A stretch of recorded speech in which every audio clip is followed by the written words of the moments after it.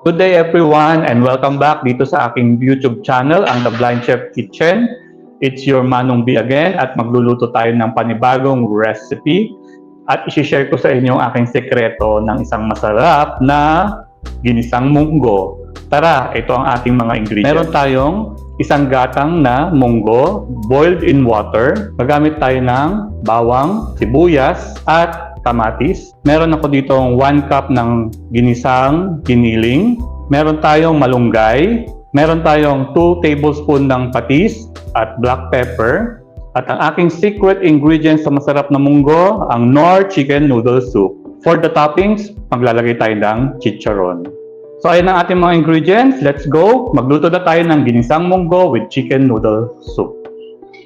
So buksan ang kalan. Painitin ng mantika. Naglagay na ako ng mantika dito. Kasi syempre, hindi ko nakikita. Painitin ng mantika. Pag mainit-init na ang mantika natin, traditional way, unahin natin ang garlic. Unahin natin ang ating garlic. Okay, smell muna.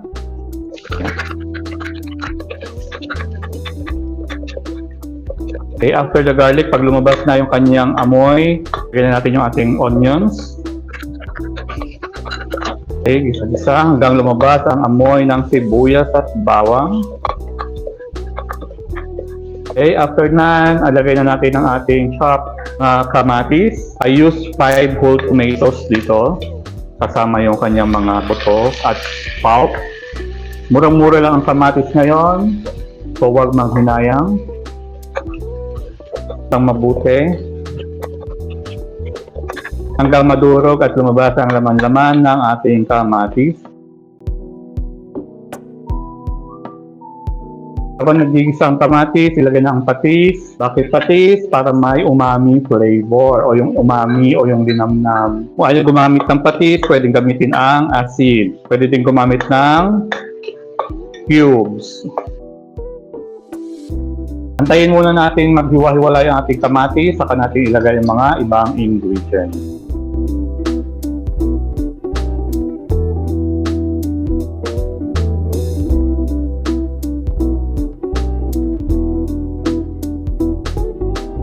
So ayan, medyo nagdurog na ang ating kamatis. Lalagay na natin yung aking giniling na baboy. Ito ay leftover na giniling na baboy dahil nagsopas kami nung nakaraan at baboy ang aking ginamit.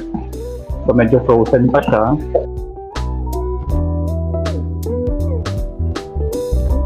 Make sure na gisang-gisa at matunaw ang yelo muna.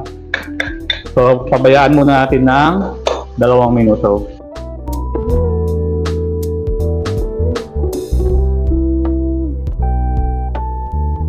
Ngayon, lalagay na natin yung aking nilagang munggo. Okay, this is a salad. Medyo mabigat. O, kailangan pantay. Yan. Lutuin muna natin. Then, magdadagdag tayo ng 1.5 cup ng water. Then, ilalagay na natin yung ating Knorr chicken noodle soup. Bakit nga ba namin nilalagyan to ng Knorr chicken noodle soup? Kung naalala nyo yung Royco dati, wow, yung chicken noodle soup na Royco, the same flavor ng Knorr chicken soup, noodle soup. At niluluto ito ng aking grandfather dati, ang aking yumaong lolo. So haluin mabuti at pakuluin ng 5 to 8 minutes hanggang maluto ang noodles. And then we will put or place the remaining ingredients.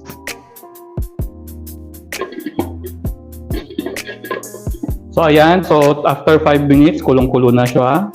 Medyo haluin natin konti para hindi masunog yung ilalim. Ayan natin yung ating kalan.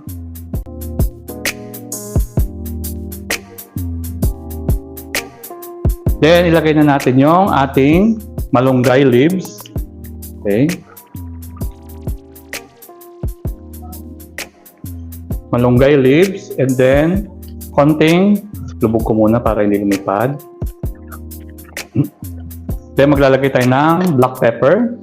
Okay.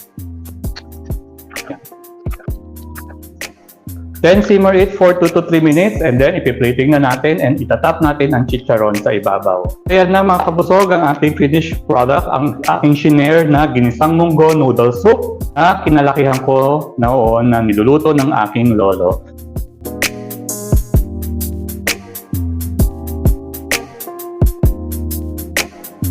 So ito, titikman na natin para mabigyan ko ng konting comment ang aking ginawa.